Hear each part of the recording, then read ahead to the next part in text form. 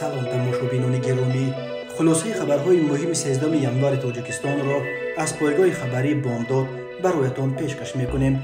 شروع میکنیم از یک نگاه کوتاه به سرخط خبر مهم روز در این برنامه. بستریکین گفت مهاجرانی را که شهروندی روسیه گرفتند باید هدفمندانه به جنگ اوکراین فرستاد. دیدبان حقوق بشر در سال 2022 مقامات تاجیکستان حمله به حقوق انسان را بازم سخت‌تر کردند. ملاقات وزیر داخله رمضان رحیم‌زاده با نزدیکان عبدالقاور رازقوف و آزاد شدن 2 میلیته متهم در مرگ این ساکن کولاب.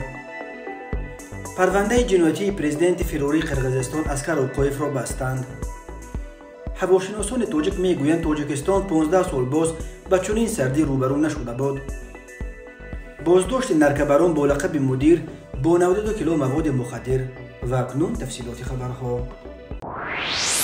الکساندر باستریکین رئیس کمیته تفتیشاتی روسیه که با بیانیه‌های ملتگرانه خود نام برآورده است اظهار داشت که مهاجرانی را که از آسیای مرکزی شهروندی روسیه گرفتند باید در نوبت اول به جنگ به ضد اوکراین فرستاده شوند. این منصبدار بلندپایه حکومت روسیه روز 13 ینور سال 2023 در مصاحبه خود با روزنامه روسیسکای گازتا میگوید که آمارها نشان میدهند که شهروندان آسیای مرکزی از تاجیکستان و ازبکستان و قرقیزستان و اینچنین کشورهای قفقاز در 5 سال اخیر بیش از 1 میلیون نفر به طور عمومی شهروندی روسیه را گرفتند ولی از خدمت حربی کناره‌گیری میکنند. با گفته باستریکین با به دست آوردن شهروندی روسیه مهاجران از آسیای میانه نه تنها صاحب حقوق میگردند بلکه به آنها عهده‌داری‌ها نیز تعمیل کرده میشوند. از این نیاز باستریکین تاکید میکند که مسئله در نوبت اول به عملیات مخصوص حربی فرستادن مهاجران صاحب شناسنامه روسی شده دیده برآمده شود.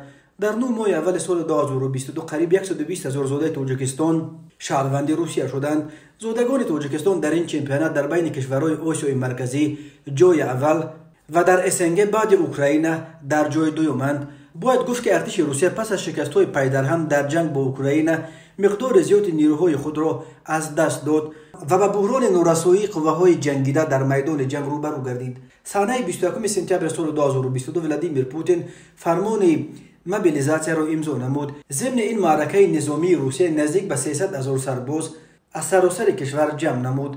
با برابر اعلان موبیلیزاسیون در روسیه شهروندان این کشور برای نرفتن به جنگ به طور رکوردی روسیه را ترک نمودند. حالا باشد دوم دولتی روسیه سن نفران دعوت به ارتش را تا به 30 ساله بالا برد. حتی مردان صاحب 3 فرزند را نیز به صف ارتش برای خدمت حربی جلب می‌کنند. همچنین شرکت خصوصی حربی واگنر نیز از زندان‌های روسیه به جمع‌آوری محبوسان مشغول شده تا 30,000 محبوس را مجبوراً به جنگ جلب نمود. تا این دم از کشته شدن شهروندان زندانی تاجیکستان و نفرانی که شناسنامه روسی داشتند خبران نشر شده بودند ولی قانونگذاری همه کشورهای آسیای مرکزی اشتراک شهروندان خود را در عملیات نظامی بیرون از خاک خود منع می‌کنند.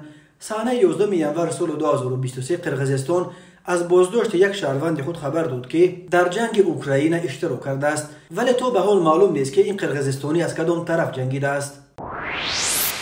2 کارمند بازداشت شده ریاست کارهای داخلی منطقه کولاب را آزاد کردند. به ضد یک میلیسه دیگر پرونده باز شده است. این 3 نفر در پیوند به مرگ مرموز ساکن 37 ساله کولاب عبدالقاور رازقوف دستگیر شده بودند. نزدیکانشان میگویند او بر اثر شکنجه جان باخت. منابع رسمی گفتند شکنجه شدن او هنوز تصدیق خود را نیافته است.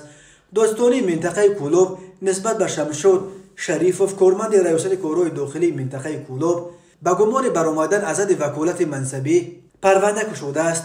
به او تا 100,000 سامانی جریمه و از 5 تا 10 سال زندان تهدید میکند.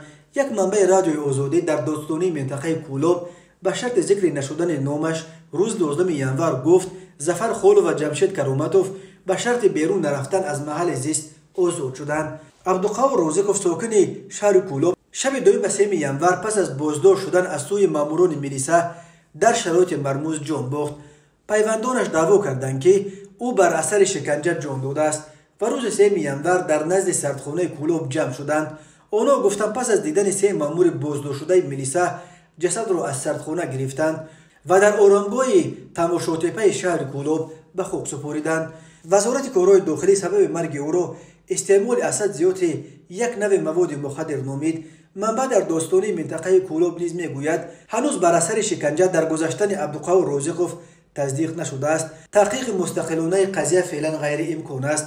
در داستانی منطقه کولوب که پرونده مرگ عبدالقاور رازقوف تفتیش می شود، بر رادیوی آزادی گفتند هنوز تفتیش پرونده به پایان نرسیده است. رامیش رازقوف امک عبدالقاور رازقوف روز 12 ینور بر رادیوی آزادی گفت از رها شدن دو مأمور ملیسا خبر دارند، ولی مقامات وعده تحقیقات عادلانه پرونده را دادند. مرگ عبدالقاور رازقوف پس از بازداشت شدنش از طرف کارمندان پلیس و اعتراض گروه ساکنان و سر و صدای زیادی به پا کرد. آخر هفته گذشته رمضان رحیمزاده وزیر کارهای داخلی تاجیکستان مادر و برادر و نزدیکان دیگر عبدالقاور رازقوف را برای صحبت به دوشنبه دعوت کرده است. معلوم نیست که به آنها چه گفتند. فاضل‌ما مادر عبدالقاور رازقوف صحبتش را با وزیر تصدیق کرد، اما نخواست جزئیات بدهد. مرگ ساکنان پس از بازداشت شدن از سوی ماموران انتظامی همیشه اعتراض و تنقیدها را در پی دارد. هلاکت گلبدین زیابکوف ساکن نویه روشخلای ولایت مختار کوهستان بدخشان در ماه نوامبر سال 2021 باعث به اعتراض 4 روزه ساکنان شد.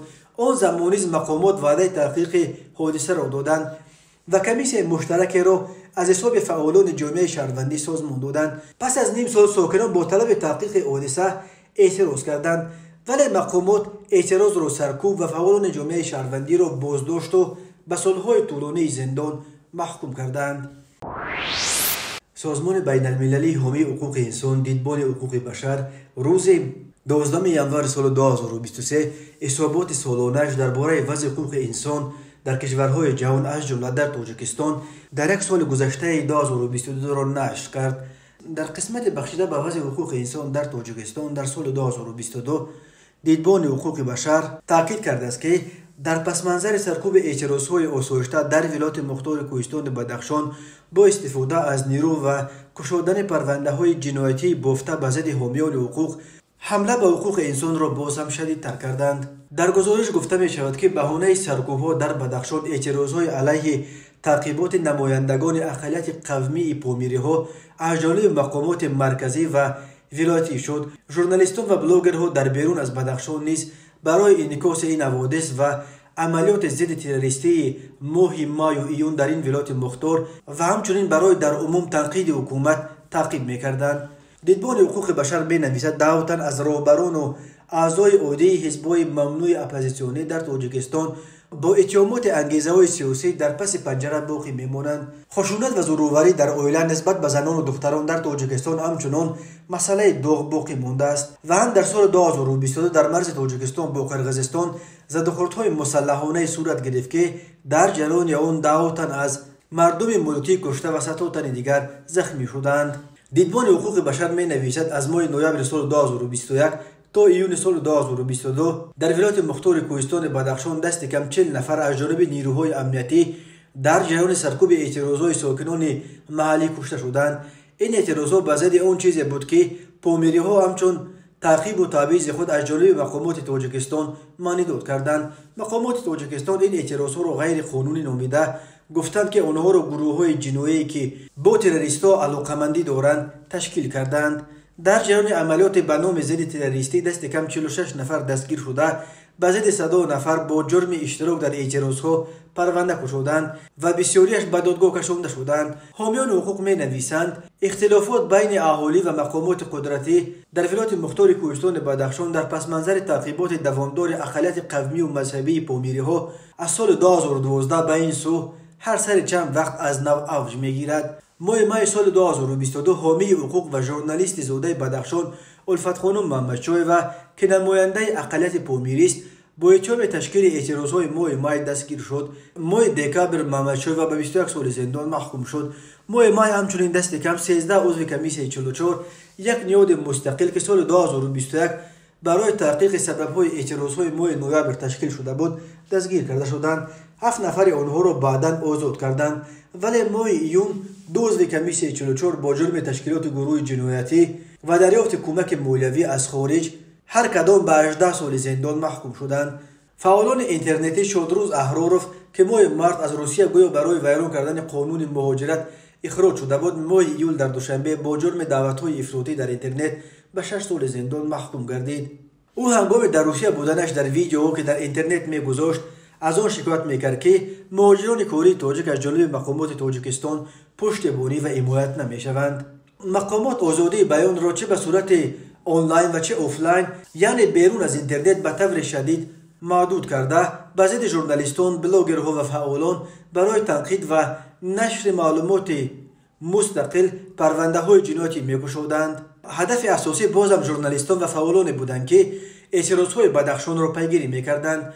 از جمله ژورنالیستان مستقل خوشم گلیان و الفتخوری محمدچای و دستگیر و بعدا به 8 و 21 سال زندان محکوم شدند. ماه ایون بلاگرها دلیر امومعلی و عبدالله غربتی که با تنقیدهایشان از مقامات دولتی و با تحقیقات ژورنالیستیشان در مناطق تاجیکستان نام برآورده بودند به حبس گرفته شدند. آنها را به همکاری با سازمان‌های ممنوع ایبدار می‌کنند، ولی سازمان‌های رسما ممنوع حزب نهضت اسلامی و گروه 24 اصرار داشتند که این دو بلاگر به این سازمان‌های اپوزیسیونی یگان ارتباط نداشتند. رادیوی آزادی به دلیل محدودیت‌های جاری کرده وزارت خارجه برای دریافت حق اجازت فعالیت خبرنگارانش نمی‌تواند به طور کامل در تاجیکستان کار کند. ژورنالیستان شبکه مستقل از ده تیوی که در خارج فعالیت دارند از ادامه فشار مقامات امنیت بالای خویشاوندانش در تاجیکستان از جمله تهدید به جوابگری جنایتی کشاندن و محدود کردن حق سفر به خارج کشور خبر میدهند. سابق رهبر اول ازبکستان زمان شوروی و رئیس سابق شورای ملت‌های SSSR رفیق نشانوف روز 11 ینور سال 2023 همگی 4 روز قبل از زادروز 97مش از عالم چشم پوشید. در این باره ژورنالیست ازبک رحیم جان سلطانوف از دوستان نزدیک خانواده نشانوف است خبر داد. بنا به اطلاع رحیم جان سلطانوف رفیق نشانوف که از سال 1989 در مسکو زندگی میکرد در خارج وفات کرده است. او در کدام کشور در گذشتن نشانوف را نگفت، ولی بنا به اطلاع دریافته رئیس سابق پارلمان اتحاد شوروی را یا در ژنو به خاک می‌سپارند و یا در ازبکستان. سرگئی لاوروف وزیر خارجه روسیه که در سالهای 70 زیر رهبری رفیق نشانوف در سفارت SSSR در شریلانکا کار کرده بود از او به نیکی یادآوری کرده است. رفیق نشانوف را همچون رفیق کلانسال و استاد خردمندی که به من به میدان دیپلماتی بزرگ روخت داد قدردانی می‌کردم. در نخستین سفر خدمتی خارجیم در کلمبو من زیر رهبری او کار می‌کردم. نقل قول کرده از خدمات مطبوعات وزارت خارجه روسیه از سخنان لاوروف. رفیق نشانوف 15 ینور سال 1926 در دهه غزلکند نویه بوستاندق در قزاقستان به دنیا آمده است. اجدادان او اشعار سبز بودند. بخصوص در دوران رهبر اول ازبکستان بودنش آوازه‌های زیادی بود که رفیق نشانوف در اصل تاجیک است ولی مجبور است که این را پنهان کند. اما یگان دلیل حجتی در این رابطه یگان جا چاپ نشده است. رفیق نشانوف از سن 17 در ساختارهای کمسبال به کار سر کرده سال 1951 در سن 25 به کار پرتوی گذشت. او همزمان به مکتب عالی داخل شده و سال 1959 دانشکده شبانه آموزگاری تاشکند را با اختصاص معلم تاریخ ختم کرد. سال 1962 در سن همگی 36 رفیق نشانوف رئیس کمیته اجرایی شهر تاشکند به اصطلاح امروزه شهردار پایتخت ازبکستان تعیین شد و سال 1963 الکی به مقام بلند کاتب کمیته مرکزی و عضو بیوروی حزب کمونیستی ازبکستان رسید. سال 1979 رفیق نشانوف به کار دیپلماتی گذشت و سال 1978 سفیر اتحاد شوروی در شریلانکا و مالدیو و سپس سفیر شوروی در اردن بود. لازم به ذکر است که هنگام سفیر در شریلانکا بودن نشانوف وزیر کنونی امور خارجه روسیه سرگئی لاوروف تازه بعد ختم دانشگاه در آن سفارت باعث رفرنت عادی کار میکرد. سال 1985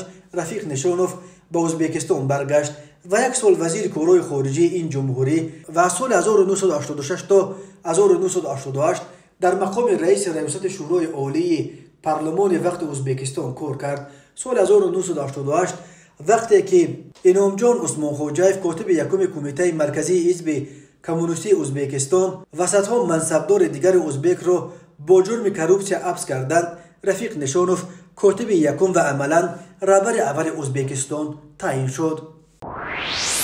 تماشابینان عزیز، یادآور می‌شویم خلاصه مهمترین اخبار تاجیکستان را از پایگاه خبری بامداد تماشا دارید. برنامه را ادامه می‌دهیم. مرکز مطبوعات ملی شهر دوشنبه روز 13 ینور سال 2023 خبر داد که اخیراً در حدود پایتخت تاجیکستان از جانب کارمندان میلیسیا در نتیجه کارکردهای معلومات فوری یک نرکبران که در عالم جنایتی با لقب مدیر معروف است هنگام به فروش برآوردن 92 کیلو مواد مخدر دستگیر کرده شد. این نفر شهروند خولماتوف ایسو شیرخونویچ سال تولدش 1962 استقامت کننده دهه حیات نوی نویه میر سید علی حمدانی واقع در مرز با افغانستان بوده است.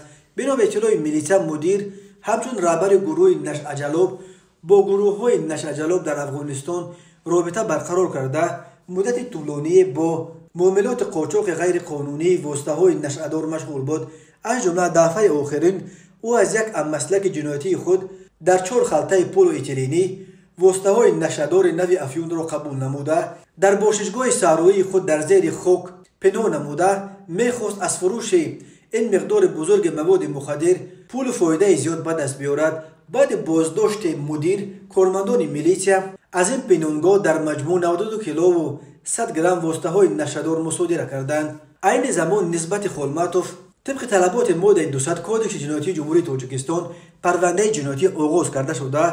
او در حبس پیشکی قرار دارد. به مدیر بر اساس این بند قانون تا 20 سال زندان تهدید میکند. تاجیکستان در عموم با افغانستان بیش از 1400 کیلومتر مرز مشترک دارد. در سالهای آخر برخی از مسیرهای قاچاق مواد مخدر افغانی از آن سوی عموم به تاجیکستان و از تاجیکستان به بازارهای سیاه شمال سیاره تبدیل یافته است.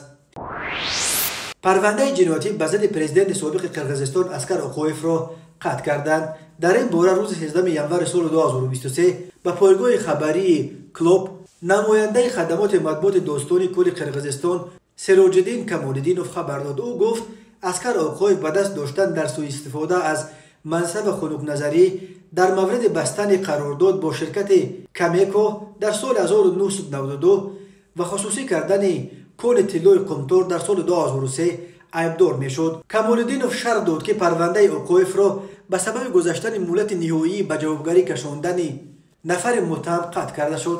هنوز ماه دکمبر سال 2021 یکی از یاران نزدیک آقایف و رهبر سابق دستگاه سروزیر قرقیزستان بکپولوت ترغلبیکوف علیه گفته بود که اتهامات ضد آقایف بیکار کرده شدند و او اکنون میتواند آزادانه به قرقیزستان آمد و رفت کند. اسکر آقایف 2 نوامبر سال 1944 در دهه قزلبیرق ولایت فرونزه به دنیا آمده یکی از عالمان شناخته علم ریاضی به شمار میرفت و تا به مقام پرزیدنت اکادمی علمای قرقیزستان رسیده بود. او سال 1990 در نخستین انتخابات پرزیدنتی پرزیدنت قرقیزستان انتخاب شد و تا سال 2005 به این کشور رهبری کرد. اسکر آقایف نخست پرزیدنت قرقیزستان است که در نتیجه آشوب‌های مردمی از منصب برکنار کرده شد. اسکر آقایف تنها بعد 16 سال سرنگونیش از مقام در ماه آگوست سال 2021 بار اول به قرقیزستان برگشت تا در رابطه به پرونده خصوصی کردن کون طلای قمتور بیان نادید. او حالا 78 سال دارد. بعد آقایف باز 2 پرزیدنت دیگر قرقیزستان قرمانبک باقی و سارنبای ژمبیکوف در نتیجه اعتراضهای مردم از منصب برکنار کرده شدند. ژمبیکوف که خودش استعفا داد در قرقیزستان ماند ولی باقیف که بالای ازدحام اعتراضگران تیر گشاد از کشور فرار کرد و در بلاروس پناه برد. اداره هواشناسی تاجیکستان چنین آب و هوای سرد را در این کشور در 15 سال آخر بی سابقه دانسته با سردی های سال 2008 مانند کرده است. بنا به پیشبینی هواشناسان سردی های کنونی در تاجیکستان تا 25 ینور ادامه خواهد یافت. شب 12 و 13 ینور حرارت هوا در دوشنبه طبق جدول سلسی تا 22 درجه سرد شده. روزانه نیز حرارت در پایتخت نه کمتر از 11 درجه است. معاون رهبر اگنتی آب و هواشناسی کمیته حفظ محیط زیست نزد حکومت جمهوری تاجیکستان جمیله بایدولویوا روز 13 ینور سال 2023 در صحبت با خبرگزاری رسمی خاور گفت در تاجیکستان چنین وضع هوا 15 سال پیش یعنی آخر ماه ینور و اول ماه فوریه سال 2008 نیز به عمل آمده بود.